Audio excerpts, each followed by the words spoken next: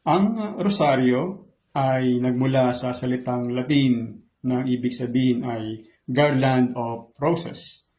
Ang bulaklak na rosas ay sumisimbolo sa Birheng Maria. Kung tatanungin ang mga Katoliko, siyempre ang pinakatangyag na panalangin ay ang rosaryo.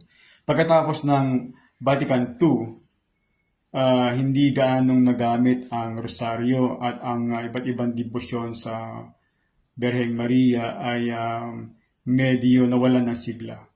Pero pagkaraan ng ilang taon, nagbalik itong muli, hindi lang sa mga Katoliko, kundi na rin sa mga Protestante.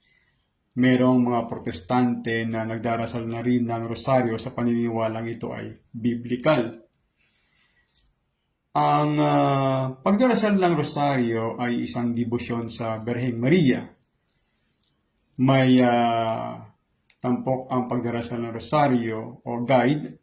Unang-una na rito ay ang sumasampalataya o ang Apostles' Creed. Sumunod dito ay ang Ama Namin o ang Our Father.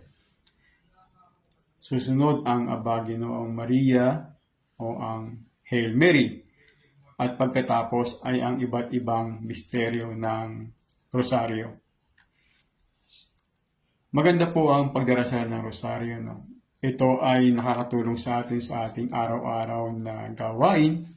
At ang pinakamalaking epekto nito sa ating buhay ay tinatanggal nito ang mga masamang bagay sa ating pamumuhay.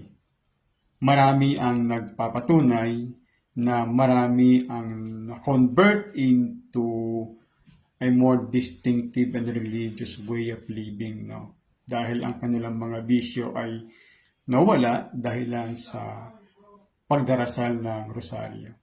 Meaning, from a simple perspective way of life, they become more religious and they become more sanctified. So, dasalin po natin ang rosaryo sa araw-araw.